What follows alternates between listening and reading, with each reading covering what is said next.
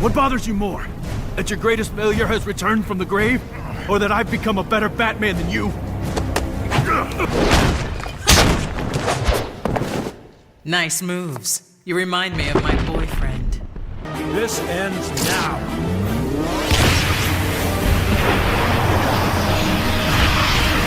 Make the decision to finally stop this madness.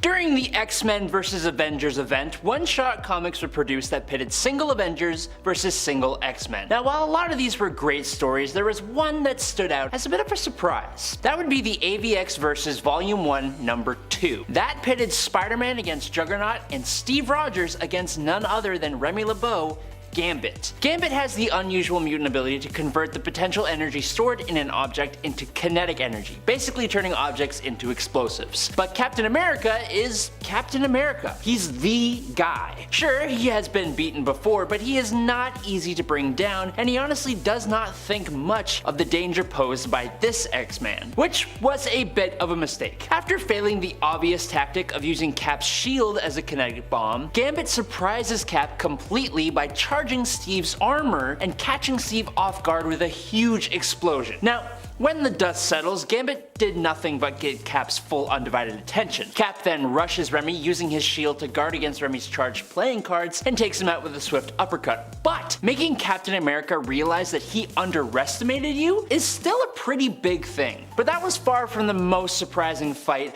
from Avengers vs. X-Men. For example, in AVX vs. Number 6, Domino draws the unlucky straw of facing off with the Red Hulk. Cap vs. Gambit was a fight we hadn't seen before, whereas Domino and Red Hulk had faced each other, sort of. Domino had found out the secret identity of the Red Hulk, and this prompted him to try and silence her permanently. That led to a chase across some rooftops, and Domino's luck-based powers caused a roof to give out under Red Hulk's feet, allowing her to escape. But here it is much different. Armed with a big old hammer, Domino in this fight seems to be filled with much more confidence than last time, but she also seems to have learned a trick regarding pressure points. Using 4 hits with her hammer on specific pressure points, Domino was able to bring down the Red Hulk. Now, I'm going to assume that her power played some part in actually being able to affect the Gamma Mutate's pressure points, which should be protected by his incredibly durable skin and super thick muscles. But now most would think that the Red Hulk would wipe the floor with Domino, but luck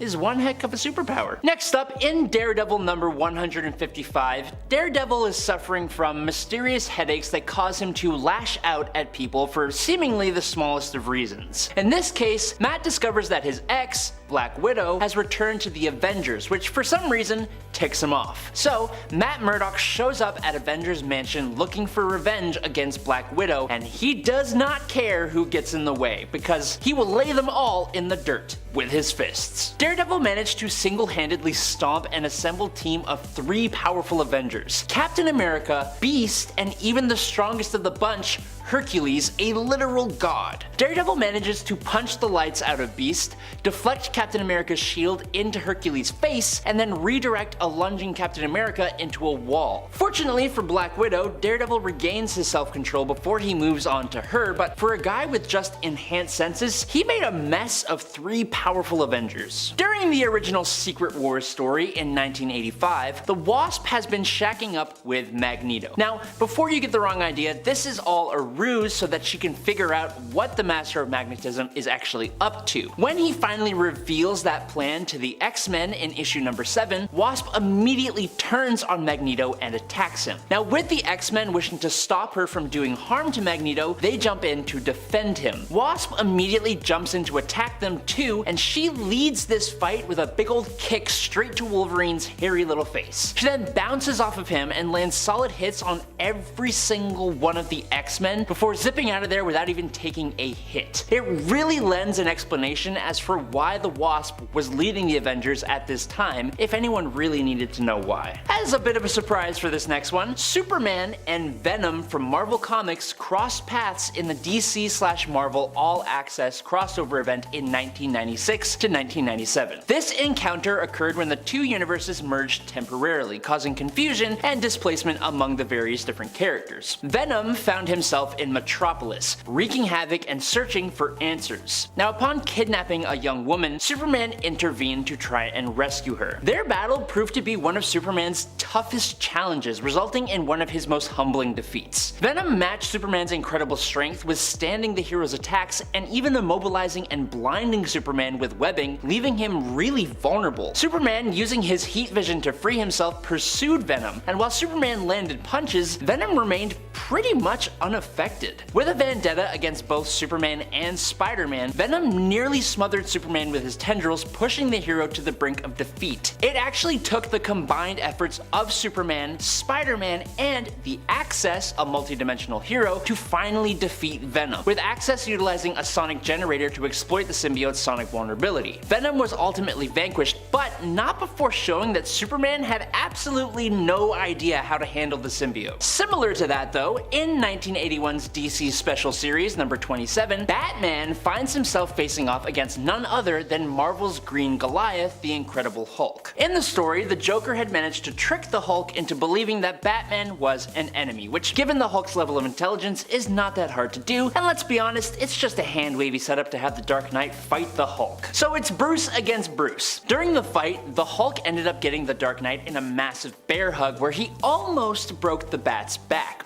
But because he's Batman, Wayne manages to bust out of the hold and uses knockout gas on the monster. Now, if this were a normal Marvel comic, I doubt that the Hulk would be even susceptible to knockout gas, but whatever. In this instance, to avoid being knocked out, the Hulk decides to just hold his breath to hold on to his consciousness, until Batman, a regular dude I'll remind you, kicks the Incredible Hulk straight in the stomach, which somehow knocks the wind out of the Green Giant and causes him to breathe in the gas, giving Batman the win. I don't know how I feel about this one, you let me know in the comments because... Now, I know this list is about surprising outcomes, but everything about this next one is surprising. In a crossover between the X-Men and Star Trek of all things, our lovely short angry Canadian, Wolverine, faced off against the cool as a cucumber, Mr. Spock. However, saying faced off is kind of giving Wolverine too much credit. Upon boarding the Starship Enterprise, Wolverine, ever the guy to act first and think later, moved to attack Mr. Spock, only to discover that Spock not only knew who Wolverine was, but he also discovered the effects of the Vulcan nerve pinch. In literally one quick move, Spock used the nerve pinch to knock Wolverine to the ground almost instantly. It's another case of skill winning out against brute strength. Now, sure, the very premise of this comic would make even Mr. Spock raise that famous eyebrow, but given how often the Enterprise ends up in alternate dimensions,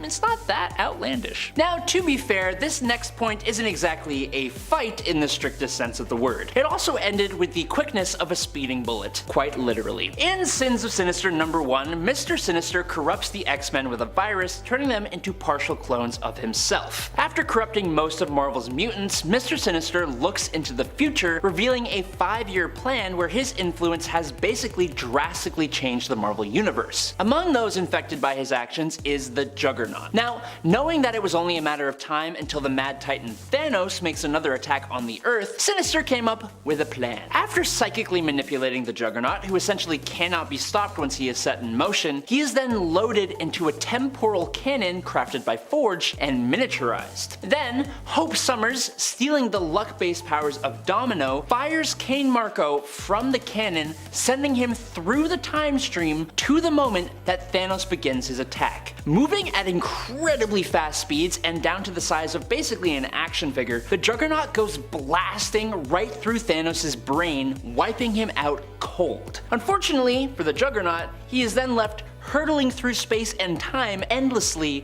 unable to stop. These days, the Guardians of the Galaxy member Mantis is known for her MCU portrayal by Palm Clementif. Now, it's true that everyone loves that version of the character, but her comic book counterpart is significantly more dangerous and capable. And to prove that, we are going to look at the Celestial Madonna saga, which is admittedly a little too complex to break down, but what you need to know is Mantis comes to believe the Avengers are preventing her from achieving her cosmic destiny. Now, among the gathered third Avengers is Thor, the god of thunder. Taking place in Avengers number 114, Mantis and Swordsman take on the entirety of the Avengers, which is impressive enough. But for her part, Mantis manages to bring down the Asgardian hero herself with a swift nerve punch to the neck, which makes him go unconscious. What's even crazier is that she does this exact same thing a couple of issues later, only this time Thor doesn't actually go completely lights out. Don't underestimate Mantis, yo. She's nuts. And finally, we're switching to the DC universe. The Injustice comics are packed with intense battles, but the confrontation between Wonder Woman and Superman in the 8th issue of Injustice Gods Among Us Year 4, orchestrated by Batman, is particularly memorable. Due to a deal struck up with the gods that is then refused and countered by Wonder Woman, who is working alongside Superman, instead she demands a trial by combat, and after Superman volunteers to represent his side, Wonder Woman is chosen by Batman as the combatant to face Superman. Now, being a warrior born in a fight to the death, she is honor bound to go all in, and she does. It is a brutal showdown. Now, the two warriors initially appear pretty evenly matched, but then Superman gains the upper hand. Despite Superman's plea for Diana to surrender, her refusal to yield becomes his downfall. Wonder Woman intensifies her assault, leveraging her superior combat skills and exploiting Clark's moment of hesitation. Wonder Woman gouges Superman's eyes, and in a swift move she completely shatters his arm at the elbow with a strong elbow of her own, marking one of the most brutal conclusions to their long-standing history of clashes. Despite Superman's desperate attempts to retaliate, deploying literally all of his powers, he is relentlessly overpowered and ultimately knocked out cold by Wonder Woman. Capable of making any command and having the people around him go through with it regardless of the nature of the request, there's almost no one who can resist the powers of Purple Man. It makes him a truly terrifying villain, but there is at least one person who has resisted the influence of Purple Man, and his name is Victor. Victor Von Doom. I'll admit this may not be brutal in the traditional sense. In Avengers Emperor Doom by David Michelin and Bob Hall, Dr. Doom abducts the Purple Man and puts him in a psychoprism that amplifies his powers and uses him to gain mind control over the Avengers, with the plan being to then take over the rest of the world. From his prison, Purple Man curses at Dr. Doom and basically says that Doom doesn't deserve the power he is stealing from Purple Man. But don't you dare hurl such insults at Dr. Doom. Doom orders everyone else in the room to leave, he takes off his mask, removes the shield that kept the Purple Man from controlling him, and he confronts Purple Man head on. Given this massive opening, Purple Man orders Doom to be his servant, he demands he stands on his head, take a flying leap, and even hard delete himself. But by sheer force of will, Doom resists the Purple Man's commands, horrifying Purple Man into obedience, and it is awesome. One of the most epic fights ever went down between Perpetua and the Batman Who Laughs. At the time, both of these characters were absolute powerhouses. I mean, Perpetua just naturally is, and Batman Who Laughs had the power of Dr. Manhattan at this time. In fact, he was no longer known as Batman Who Laughs, but instead had taken up the mantle of the One Who Laughs. Now that he had Dr. Manhattan's power set. I guess once you have that much of a power upgrade, time to change your whole name up and just become the One. Not the Dr. Manhattan though, by the way, but instead an alternate reality version of Batman who happened to also be a version of Dr. Manhattan, because that's the whole thing basically. Despite the fact that Perpetua is one of the most powerful beings in all of the cosmos, the One Who Laughs managed to trick her into getting the crisis energy that would have powered her, putting him more on her level. Then they fought until all her power was his. The two strongest foes Superman has ever faced are almost definitely Darkseid and Doomsday, and when they ended up fighting each other, it was absolutely nuts. In Superman / Doomsday Hunter / Prey #1, Doomsday attacks Apocalypse after returning back to life. Now, once Darkseid warns his master that Doomsday is demolishing the world, Darkseid decides to take matters into his own hands, and unceremoniously receives a seriously humiliating beating. Darkseid blasts Doomsday with an Omega Beam, and it does does basically nothing. Doomsday then delivers a series of massive blows that makes quick work of the Tyrant. The fact that Doomsday is basically a mindless killing machine, Darkseid's manipulative fear tactics don't do diddly squat against Doomsday whatsoever. It's so bad that in the following issues, when Superman makes his way to Apokolips with other DC heroes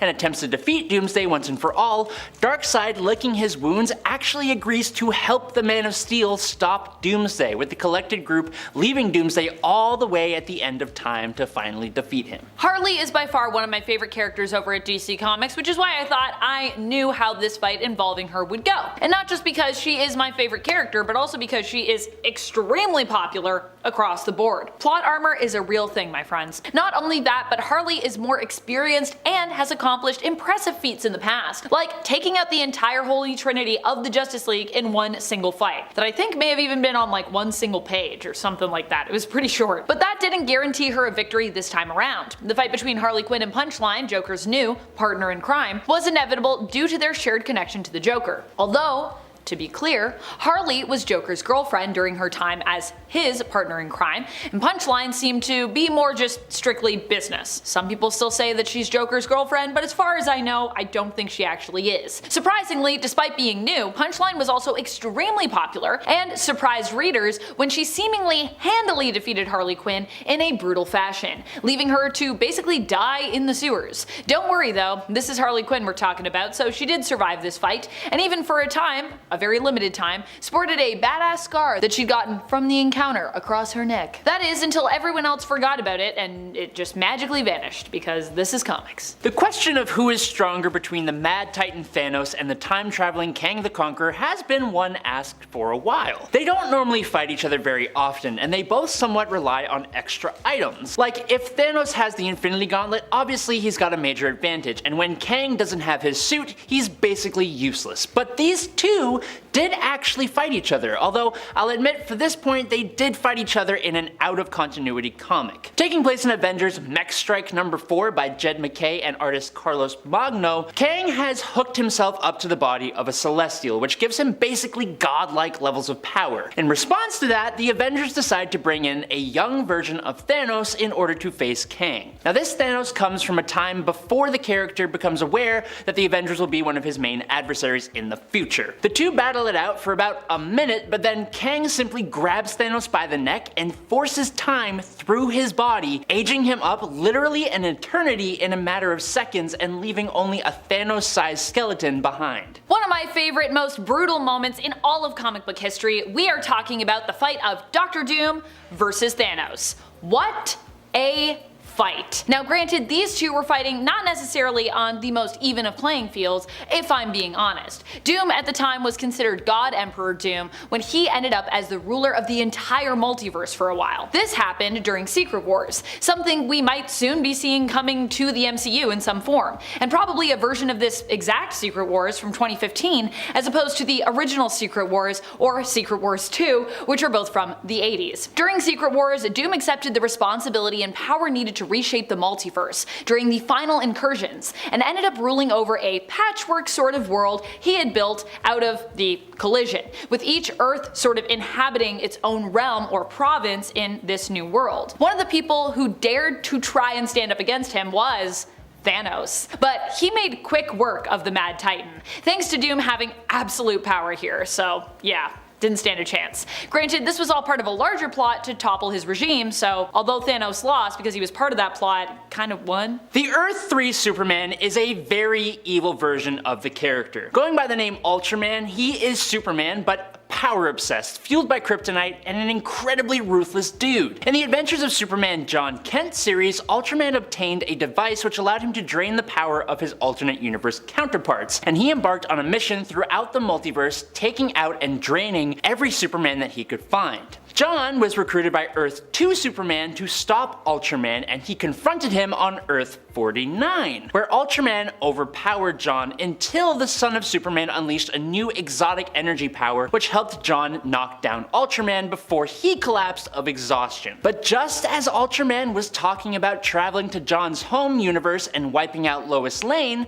the Superman of Earth 49 showed up. And what do you know, it was another evil Superman. The Superman of the Injustice comics and games. And that guy snapped Ultraman's neck like it was nothing, ending Ultraman once and for all right there and then. It's nuts, but it was so awesome. Who are two of the craziest villains that you could ever imagine fighting from Marvel Comics and DC Comics? And what if I told you they did? Back in the good old days when Amalgam Comics was around, Carnage and the Joker actually ran into each other and even briefly teamed up with one another before Carnage ultimately decided the Joker was too crazy even for him. Carnage was more interested in murder and mayhem, whereas Joker was more interested in creating elaborate plots to torment his victims more slowly and kinda just making a bunch of jokes. This caused the two to turn on each other.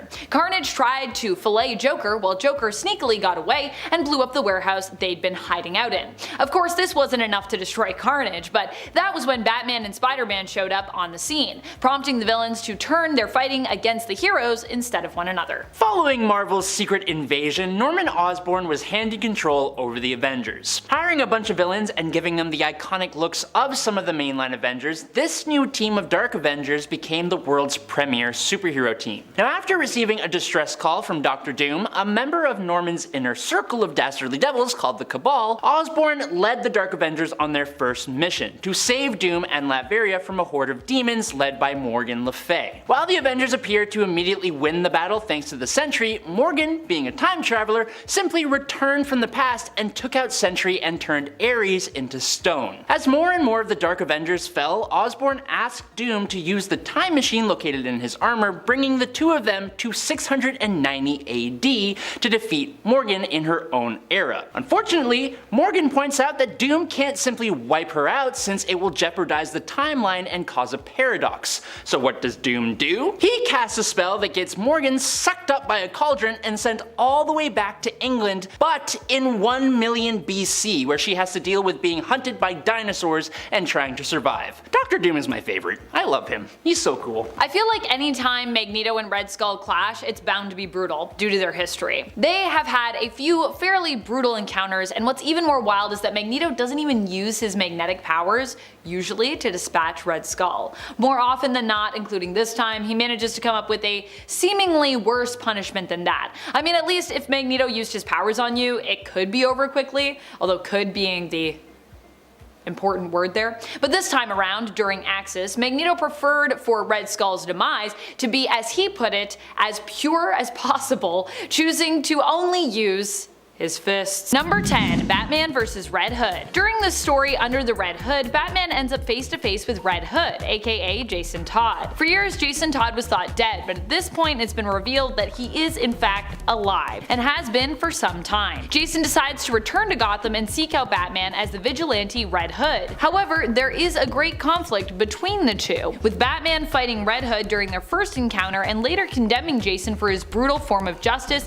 and his willingness to kill those who stand against him. When Batman attempts to persuade Jason to rejoin him, this has the opposite effect, only turning Jason more towards the darker path. Jason gives Batman an ultimatum: kill the Joker or kill him. You see, Jason wasn't mad that Batman wasn't able to save him years ago, or that he didn't come looking for him after his seeming death. He was mad that the Joker was still alive, with Batman allowing him to go on living, despite what he'd done. Batman refuses, however, to kill Jason or the Joker, instead preventing Jason from shooting the villain. As a result, Jason becomes an enemy of Batman, and a villain in general. And friends, before we move on to this next spot, if you are loving what we do here at Top 10 Nerd, why not show us you love us by hitting that subscribe button?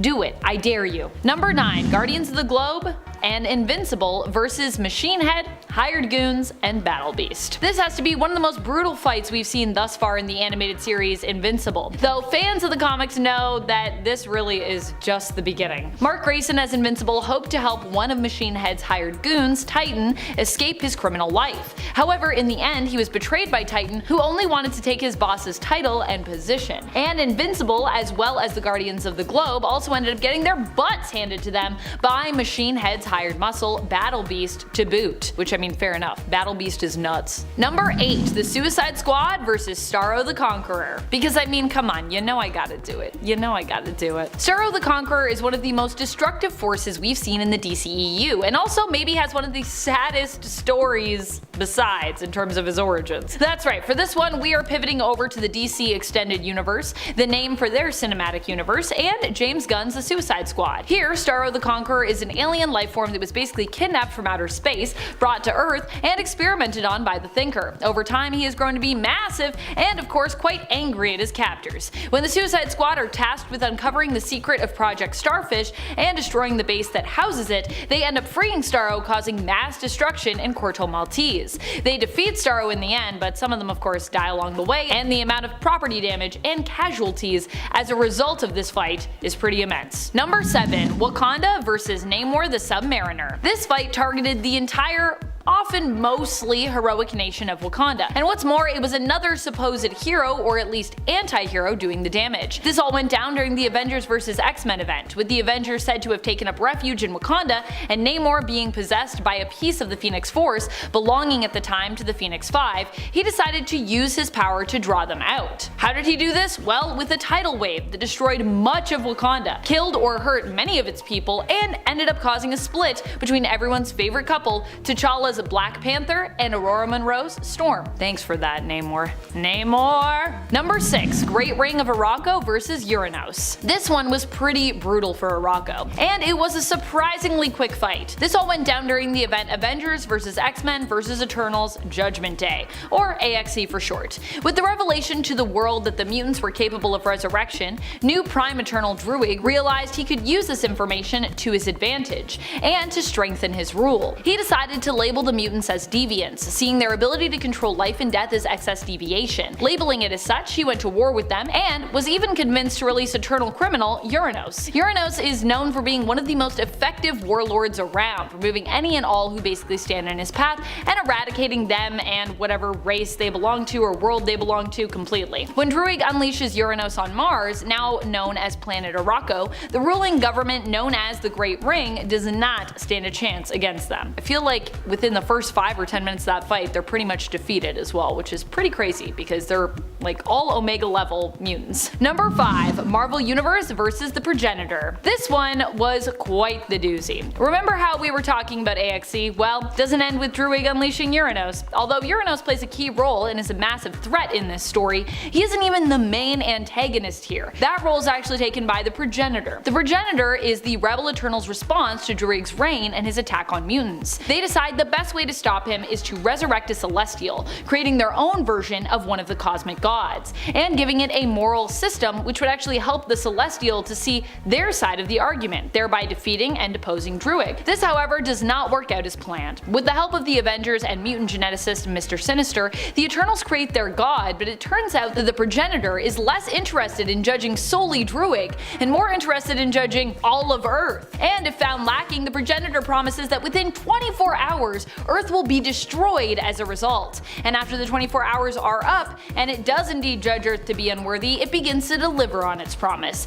killing many of Marvel's most prominent and most powerful heroes. Number 4. Superman vs. the Joker and Harley Quinn. This one definitely ended in major disaster, as it was the event that ended up resulting in the Injustice timeline here. And we all know how that ended up. Awfully. This was a really one-sided fight too, as Superman didn't really stand a chance against the Joker and Harley Quinn's machinations. Which sounds weird to say considering it's Superman, but that's what happened. In this world, they manipulated Superman into thinking that he was fighting Doomsday, when in reality he was actually fighting Lois Lane, you know, his one true love. Discovering only too late what he'd really done, the realization of what they'd made him do basically broke Superman. He would end up killing the Joker in cold blood and turning into a tyrant as a result of this targeted and grossly successful attack on Supes and his family. Number 3. Marvel Universe vs. Onslaught. When Marvel's heroes came up against Onslaught, it took all of them banding together, even joined by some villains, to stand a chance against him. And even then, this seemingly was not enough, with many heroes sacrificing themselves in order to defeat Onslaught for good. At first, we were made to believe that these heroes were dead. gone for good. That's how deadly the threat of Onslaught was. People were willing to lay their lives on the line. Fortunately, that's not exactly what happened, and instead, Franklin Richards, the child of Reed Richards, aka Mr. Fantastic, and Susan Storm Richards, aka Invisible Woman of the Fantastic Four, was able to save the day. Despite his youth, Franklin at the time had immensely powerful reality warping powers, and used them without really even being super aware of it, kind of subconsciously, to safely stow Earth's heroes away in a pocket dimension. Onslaught would be defeated, the heroes saved, and shortly after they would make their return to the main reality of Earth 616. But still, we thought they were all dead, so it was a pretty big cost, it seemed at the time. Number 2. Captain America vs. Iron Man. When these two fought just as the 2015 Secret Wars event was starting up in Avengers issue number 44 during Time Runs Out, it was literally a fight that ended with the destruction of the multiverse. I don't know how much more disastrous that can get. While Captain America and Iron Man weren't the ones behind the destruction of the multiverse, they also weren't doing much to help prevent it at this point either. This fight had been a long time coming at this point, considering all the pent-up frustration and tension that had been growing between these two over the years, especially after the events of Civil War. The thing is, there will always be room in the comics for a fight between Cap and Tony, because, well, they're both so different in terms of their ideologies. Unless I guess we are in the reality of Earth 3490, where Steve Rogers and a female version of Tony named Natasha Stark are actually married. Although, I'm sure even those two fight, right? Marital fights. Number 1. DC Universe vs. Perpetua. Perpetua is one of the greatest threats the multiverse has ever faced when it comes to DC Comics. And when our famed heroes first faced her, guess what? They lost. I know, it's shocking. That doesn't usually happen in comics. Perpetua's goal was to reshape the multiverse in her own darker image. After she broke free from the Source Wall, she set out to do just this, with the help of her allies Batman Who Laughs and Barbados. In the end, Perpetua would be defeated, even being betrayed by one of her own, with Batman Who Laughs usurping her and taking her power for himself. But still, the temporary threat of a new world where Perpetua ruled was pretty awful. And for a while, she kinda did win, so yeah. Number 10. Taskmaster vs. Hyperion. This one is wild, especially when you consider the beating the Taskmaster was allowing himself to take just to get this fight done. And yet he did manage to get it done, and impressively so. We get to learn about how he actually had this one in the bag through flashbacks we are shown during the fight, where it's revealed that Taskmaster's preparation was the key. Now it might seem weird that I'm considering Taskmaster to be the hero in this case, but based on what we learn about Phil Coulson's Squadron Supreme in the 2021 Heroes Reborn event, and that whole thing with Mephisto, it really does make sense based on that. In the Taskmaster series in issue number 2, Taskmaster is working with Nick Fury to clear his name, but Tony Masters has to do something for Fury first. He needs to collect the kinetic signatures of 3 important individuals, one of whom is Phil Coulson. But to get to him, he has to go through Hyperion. And in order to do that, he has to first bring Hyperion's guard down, in essence allowing Hyperion to punch his way through Taskmaster. Ouch. Taskmaster, through feigning a loss though, is able to get Hyperion to drop his guard enough to get a single, powerful boomerang arrow shot out. A Hawkeye classic that is tipped with Hyperion's one weakness based on Fury's intel: radioactive Argonite, which is basically like Hyperion's like kryptonite, so yeah. Alright friends, before we move on to this next spot on our list, if you love what we do here at Top 10 Nerd, why not show us you love us by clicking that subscribe button? I know there's a lot of you out there that aren't subscribed. I'm looking at you. You're not subscribed. Go click it. Do it. I'm gonna wait. Okay, thank you. Number 9. Dream vs. Karanzan. One of my favorite fights I've ever read in any book, comic, or otherwise happens in the Sandman series, where many of my favorite things happen in comics because it's one of my favorite stories of all time. If you've watched my videos on Nerd here regularly over the years, you may also know that this comic is one of my favorite stories of all time because anytime I can talk about it, I love to talk about it. The original comic, of course, from the 90s is what we're talking about here, and the fight that happens in it happens during the first arc in the series when Dream is tasked with reclaiming his symbols of office, namely here his helm, which it turns out is currently in the possession of a demon in hell.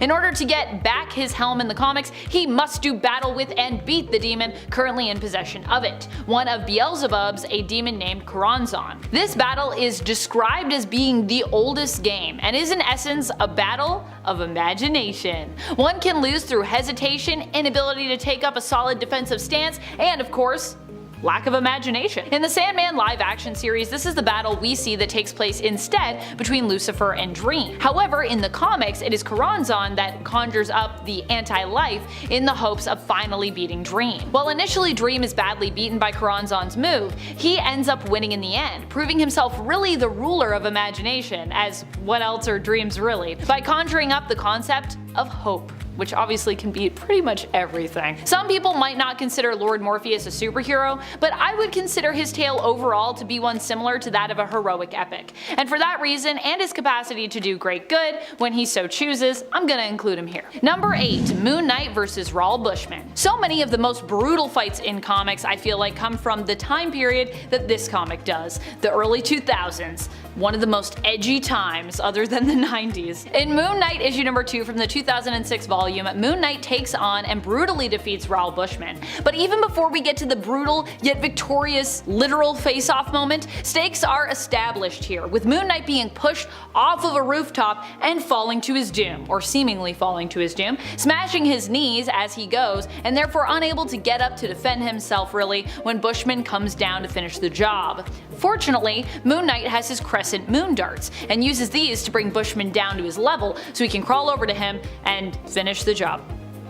Number 7. Black Panther vs. Namor. Probably one of the most brutal fights I've ever seen on screen in the Marvel Cinematic Universe comes to us from the recent Black Panther sequel, Wakanda Forever. That's right, we're going to the MCU, baby! In this film, it is T'Challa's sister Shuri who takes up the mantle of Black Panther after her brother passes away, which was changed in the script after the real-world death of Chadwick Boseman, who initially played Black Panther, Prince turned King T'Challa in the first film and in the MCU. Shuri here takes up the mantle as a last resort to reconnect with the family she has lost, but also because she knows it is the only way she will be able to fight against the newly introduced and complex antagonist in this movie, Namor, the Submariner, or Namor if you prefer. I love the way that it's said in this movie, Namor. When the two do come to blows after Shuri does successfully recreate the heart-shaped herb and becomes Black Panther, Shuri also uses her smarts to take advantage of Namor's weaknesses, creating a device to dry him out, which she places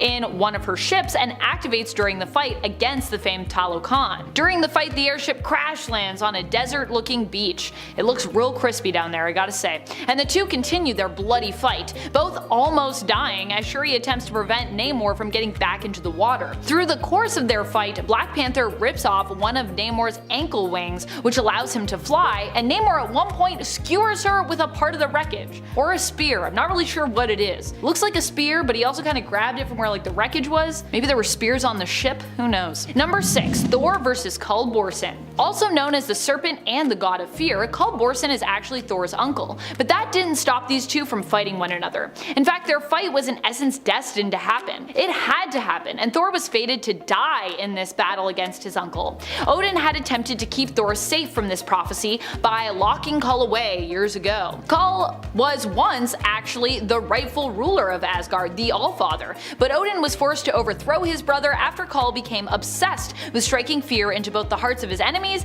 and even kind of his allies. Odin locked Kull away deep beneath the sea, hoping to keep him from ever becoming powerful enough to rise again after he learned that the serpent was prophesied to kill his son. However, even doing this could not prevent the prophecy from coming to pass. Eventually, Kull would rise up, powered by the fears of the people of Midgard, and choose his own champions, awarding them great power and each their own hammer. Thor would learn the truth of his uncle, and with the Avengers do battle against him and his army, dying as predicted in the fight against his uncle, but fortunately defeating him too.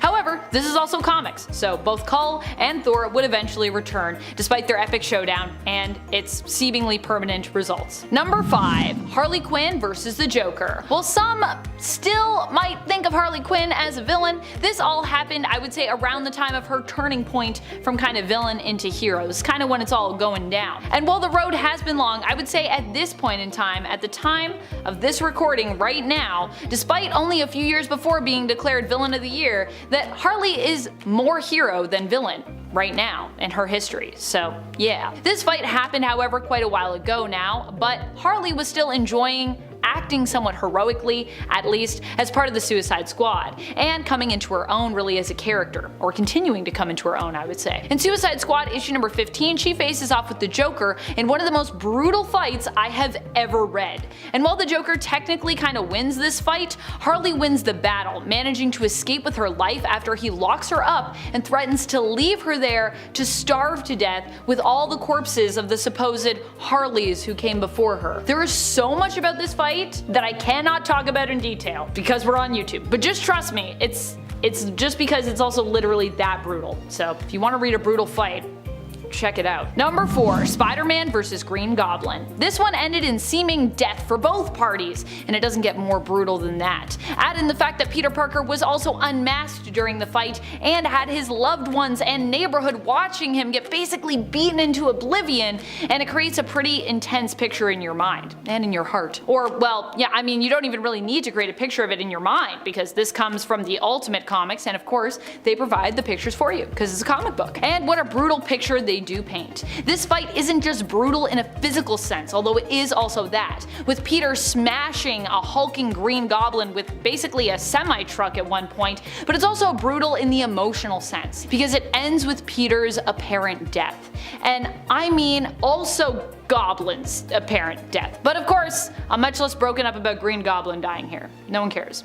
Norman, you deserved it. In fact, I kind of feel relieved at that part. While this wouldn't be the end for either character, this battle is still one that stands out to me as one with heightened stakes, where the characters feel right on the precipice of death almost throughout, until they actually and tragically cross over to the other side. Number 3, Batman vs. Superman. An iconic fight in the comics that made its way to the big screen. Granted, on the big screen, I don't know how iconic this fight was for me, but at the end of the day, the fact that it even made it there just goes to show the impact it had on readers. This fight doesn't even come from the main continuity, hailing instead from Frank Miller's The Dark Knight Returns continuity of Earth 31. But it was so brutal and impactful that it was still incorporated into the main continuity, or the likely, I guess, to be former main continuity of the DCEU. Here, two heroes fight against one another, and one of them doesn't even have any powers to speak of. Batman at this point is not only still powerless, but is also, or I guess was also, retired. He returns from retirement, however, and as a result, Superman is basically tasked with taking him out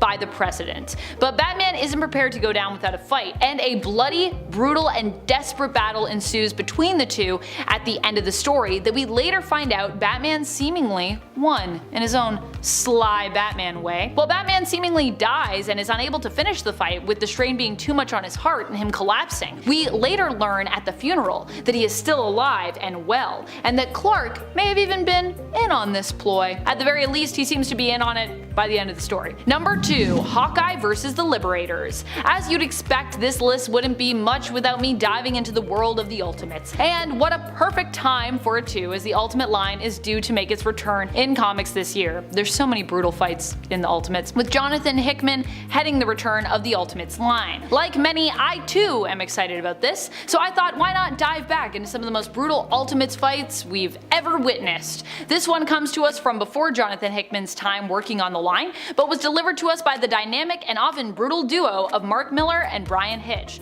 And Brian Hitch will be returning, so fun facts. It does fit right in on this list because it's just that brutal. The fight happened after Hawkeye of the Ultimates team was kidnapped by the Liberators. After learning of what happened to his family and being mocked, tormented, and questioned, Hawkeye finally manages to strike back against his captors with the only weapon he has at the time, his fingernails. And we're not talking about Clint clawing his way out of this. Oh no, we're talking about him using his fingernails as projectiles when combined with his deadly accuracy, which basically allow him to take out an entire group of Liberators and successfully escape. He kills people with his fingernails. Number 1, Mera vs. Aquaman. Mera and Aquaman are often presented as being romantic partners, and sometimes as a crime-fighting Atlantean duo as well. However, this doesn't mean that they never fight. And during the Blackest Night, they actually had some pretty good reason to. At that time, Aquaman had been possessed by the Black Lanterns, joining their forces, and Mera was driven into a rage by the death of the last standing family member she had, Tempest, causing her to become a Red Lantern. During one page in Green Lantern issue number 50 from the 2005 volume of that series, Mera takes on the deceased Arthur Curry, and when he attempts to win her over through what I can only describe as weird kind of empathy. I imagine trying to distract her from her rage by attempting to bond with her over the loss of their son. This, however, fails to work, and Mera frightens him off masterfully, responding, "I never wanted children," before seemingly killing them both with her blood, which as a Red Lantern was transformed at the time into liquid napalm, because that's how it be for Red Lantern. Kicking off the list at number 10, Wolverine vs. Hulk. This one is wild, okay? We all know Wolverine is ripped, and he gets really ripped in this one. And I don't mean ripped like jacked either, I mean ripped like in half. This one comes from Wolverine vs. Hulk, and it's more than brutal. So in this story, Wolverine is sent to Tibet to assassinate the Hulk. The problem is, he's the Incredible Hulk, so it may sound easier than it looks. So when the battle between these two started up, it's loud, it's messy, and it's going to be pretty violent. Hulk picked Wolverine up and literally broke him into two, tossing his lower half up a mountain and leaving Wolverine's torso bleeding in the snow down below. Just another day in the Ultimates, you know? Being the world's greatest tracker and all, Wolverine smelt his legs that were a few miles up the mountain and then did a really slow, really painful climb to get those smelly feet back where they belong. The series was actually delayed in real life, so this journey up the mountain to get his legs back took 3 years for readers to finally see. Imagine if you had to wait that long to see the next episode after like a Breaking Bad finale or something. 3 years? That's insane. I couldn't do it. And before we head over to number 9, guys, if you wanted to go ahead and give us a thumbs up for this video, that would be great. It helps out the studio a lot. You guys are the best. Thank you so much for watching. Now let's dive back into this list. Number 9, Batman vs. Bane. Directed by, of course, Christopher Nolan, who had done the previous installments, comes a pretty epic conclusion to the Dark Knight trilogy. Released in 2012, The Dark Knight Rises, as you can guess from the title alone, is about Batman rising up. From where? Why? What's going on? Well, how about a broken back thanks to Bane? So this is 8 years after the Joker had a run-in with Gotham City. So now Batman has returned to take down Tom Hardy as he mumbles and frowns aggressively in this film. We get one of my favorite fight scenes from any superhero movie. And what I love about this scene so much is that there's no music to it at all. All you hear is Batman legitimately struggling to try and fight this dude. And it makes it more realistic.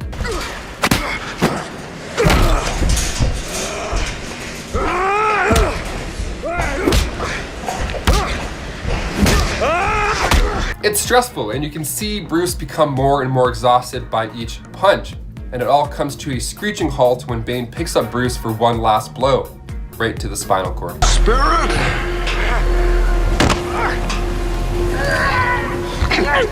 Oh, your buddy! Now, I know people like to give this movie a hard time, but seeing Batman get his ass kicked like this reminds me that it's not always the hero that gets the last punch. Number 8, Magneto vs. Wolverine. Look, I'll be honest, I'm a nail biter, okay? And there's days where I can't even muster up the strength to pull a hangnail out of my own finger or whatever. It sucks, I can't deal with pain, especially when something's coming out of my body, which makes the next one on this list really brutal for me to read. Now, I couldn't imagine if all of my bones were suddenly ripped out of my body. That's a nightmare. And that's exactly what happens to Wolverine when Magneto has had enough of his nonsense. Yeah, this all takes place during the Fatal Attractions event. So Wolverine doesn't even have a chance to scream. The adamantium that bonded to his bones erupted outwards like water bursting through a dam. And he's still breathing when this happens. I mean, if this isn't one of the worst things to go through, I couldn't tell you what is. Definitely not one of my hangnails. This one is probably a little bit more painful. Thankfully, Xavier wiped Magneto's memory of the whole event, and Wolverine was out of commission for a while recovering. I mean, he had mental spikes sticking out of his body. I don't think he's gonna get any chores done in the meantime. Number 7, the Avengers vs. Thanos. The Russo brothers came in the MCU with the Winter Soldier, and we got that sick, awesome elevator scene, and then we got Civil War. They make some pretty fun movies. My personal favorite of the bunch is still Infinity War. I mean, all these characters who led their own franchise crammed into one single movie shouldn't have worked out as well as it did. It's a smooth flick. So we see Thanos as he walks his way through the universe collecting the cosmic Infinity Stones. First, he decimates Xandar for the Power Stone, gave Loki the old 1-2 choke for the Space Stone, and then he punched the Hulk so hard in the neck that he quit being the Hulk. And this is like the first 10 minutes of the movie. So the movie itself is a brutal fight, but of course it comes down to the last stone, the last attempt. The Mind Stone. The stone that is Vision. It's in his forehead. So after a last effort attempt of removing the stone in Wakanda, Wanda Maximoff is forced to destroy it. So while she's working on that, all of our Avengers are getting destroyed by the powers that Thanos now obtains.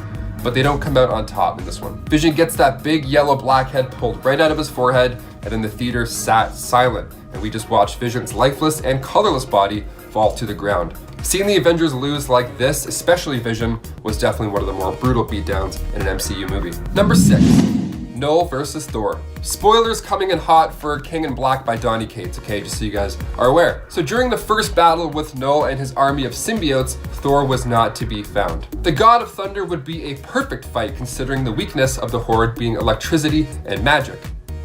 Kinda makes sense. He'd be a pretty reliable chess piece to this violent game, no doubt about it. So when the God of Thunder finally arrived in issue 3 of King in Black, he brought a pretty epic battle with him. So Null had come to Earth with his thousands of symbiote dragons, searching for Eddie Brock's son, Dylan. Searching for you, Dylan, they're coming, man. And when he finally got a hold of Eddie, he stripped him of the symbiote and dropped him from the Empire State Building. Things are looking not so great. And then Thor returns finally in the next issue. So you're a god and a king, Thor asks. Good for you. Now allow me to teach you what those words truly mean. And he does just that. Of course, with the help of Tony riding in on an extremis infected symbiote, it's just another week and a bit and we'll see this epic battle continue with issue 4. But so far, it's up to a crazy, crazy awesome start. Number 5, Spider-Man vs. Morlun. It's all fun and games until somebody gets poked in the eye. Or maybe if you're Spider-Man, it's all fun and games until you get your eye yanked out. Perhaps one of the worst things I could imagine, in the Spider-Man storyline, The Other, Evolve or Die, we see Spider-Man go toe-to-toe with Morlun, and he gets his butt kicked. It gets so bad that Spider-Man actually breaks his knuckles while he's trying to fight this dude. That's how intense this battle already is. Things, of course, take a horrible turn for the worse when Morlun decides to grab Spider-Man's left eye and then yank. No, he didn't, Spider-Man says. Oh, yes, he did. I said out loud on the bus in front of people. Dude, he pulled his eyeball out, and then to make us feel even more sick than we already do, Morlun proceeds to eat his eyeball, and he even commented on how delicious it was. But if I could ask one question, do the eye colors matter when it comes to like eyeball flavor? Like I got brown eyes, maybe that's like a maple-y kind of smoky kind of vibe. I don't know, maybe my eyes are pretty yummy. Somebody ask Army Hammer, see what he thinks about eyes. Number 4, Hulk versus everybody. Okay, this one's pretty wild. So Thor Ragnarok was loosely based off of the Planet Hulk storyline. And I say loosely because in the comics, well, that story didn't end up going so well. See, on Sakaar, the rocket that he arrived in ended up blowing to smithereens, causing some casualties that left him a little heartbroken, to say the least. So he rolls his shoulders back a few times, and then he heads back to Earth, and thus begins the World War Hulk storyline. He just destroys everybody. I mean, all the heroes that Earth loves at this point, just in the path of this death train. Like he locks the Illuminati in Madison Square Garden, and then he makes them fight to the death. That in itself is brutal. That's crazy. But I mean, I guess if you spend enough time on Sakaar, that just becomes second nature, you know? The whole story is a bloody good mess. I mean, it's great seeing the panic on the Avengers' faces this entire time. It's scary. So make sure if you haven't already to grab all 5 issues of 2007's World War Hulk, because it's a treat. The whole thing's a big battle. Number 3. Spider-Man close to home. So when a supervillain escapes, it's not a great time. Usually they're going to come back for the person that put them in there in the first place. So Ultimate Spider-Man's death is absolutely beautiful, and of course it's really, really sad. It's done really well. So after tackling Captain America and literally taking a bullet for him, Peter is left to fight the Green Goblin, Electro, Sandman, Vulture, and Kraven. They're all waiting for him. They all wanted a piece of the spider, and in the end, they got what they wanted. The entire climax happens in Peter's neighborhood, basically. So everybody's running to safety and he's limping around. He's doing his absolute best. He's pulling off fire hydrants and using Electro's current to do some damage to other guys. He's giving it everything he's got. And that's the beauty of this one. He's exhausted from the start. He gets shot before this fight even happens. And you feel it while you're reading it. This is a plot that I think we're gonna finally see in the next Spider-Man movie. I mean, hopefully. With all these villains knowing Peter's true identity now, we could get them all literally showing up at his house, bringing the battle to him. Let's just hope it doesn't end the same way with Peter's heroic death. See, Miles actually saw this whole fight take place, so it actually inspired him to take on the mantle of Spider-Man. So these villains may have won this time, but Miles Morales is coming for you. Number 2, Deadpool kills the Marvel Universe. This issue was released in August 2012, and it is exactly what it sounds like. So what's the story here? Why does Wade want everybody dead? Well, the X-Men put Wade into the Ravencroft Asylum in attempts to heal his insanity, but the doctor wasn't too good at handling a task because the doctor was actually Dr. Psycho Man. So the procedure went well, I'd say. You know, something happened. He brainwashed Wade in hopes to shut down all these inner voices, and Well, it worked. Awesome. Hooray, there we go. It worked, but the only downside was those voices were now replaced with voices that were encouraging him to kill everybody in the Marvel universe. And this is a must read. From start to finish, it is brutal, it is graphic, it's an easy one on this list. Number 1, Iron Man vs. Captain America. Seeing two of your friends argue is uncomfortable enough, let alone seeing two of your superhero friends try and kill each other. Captain America Civil War is one of my favorite Marvel movies to watch, because when these guys finally battle it out, there's years of history behind it. Captain America Civil War was released in 2016, directed again by the Russo brothers, and the whole movie is politics. It's superhero politics, like in the comic, minus, most things from the comic, like the school blowing up, for instance. Let's leave that part out of this movie. But in the film adaptation, Tony sides with the government and the Sokovia Accords. He feels responsible for the death of Charles Spencer, or rather with the whole weekend of Ultron stuff.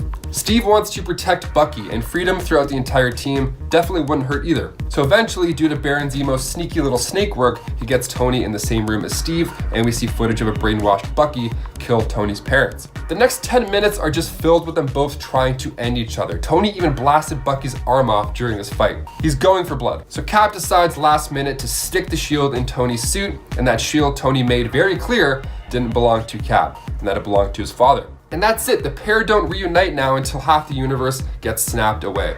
So be nice to your friends, guys, don't try and kick their ass with a shield.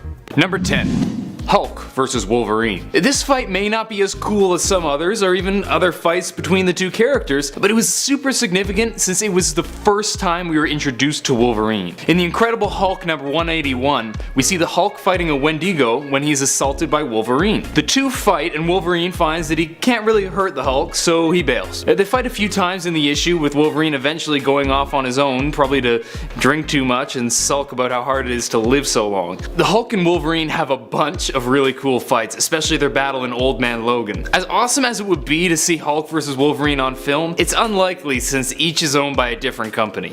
But a man can dream. Number 9. The Hulk versus the Thing. This was a huge fight because it finally answered the question that had been asked countless times in the early years of Marvel. Who's stronger? The Hulk or the Thing? Well, the answer was a pretty resounding Hulk, which I'm sure is no surprise to you. It was a pretty cool fight nonetheless, spanning across two action-packed issues. It ended kind of anticlimactically with the Hulk being thrown into the water and turning back into Bruce Banner, but this fight was a huge moment in comics and one of my personal favorite classic fights. Number 8. Spider-Man vs. Green Goblin. Spider-Man and Green Goblin were two of the greatest rivals in comic history. They fought time and time again, with Spider-Man coming out on top. But after Green Goblin kills Spider-Man's girlfriend Gwen Stacy, Peter swears vengeance on Norman Osborn. The two fight, and Peter has the opportunity to kill Osborn, but decides against it. However, Green Goblin surreptitiously calls his glider to him with the intention of impaling Spider-Man on it. But thankfully, Peter's spidey sense kicks in and he avoids the glider. However, the Goblin was not so lucky,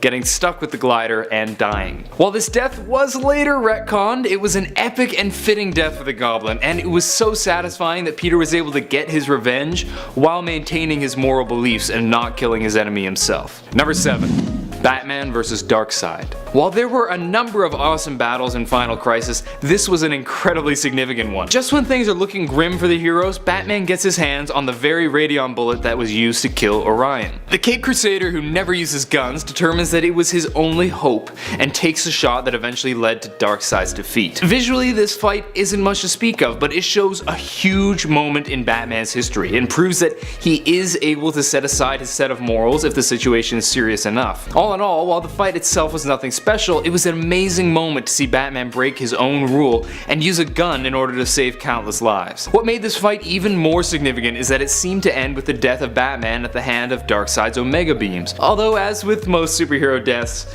it didn't last long. Which brings me to my next point. Number 6.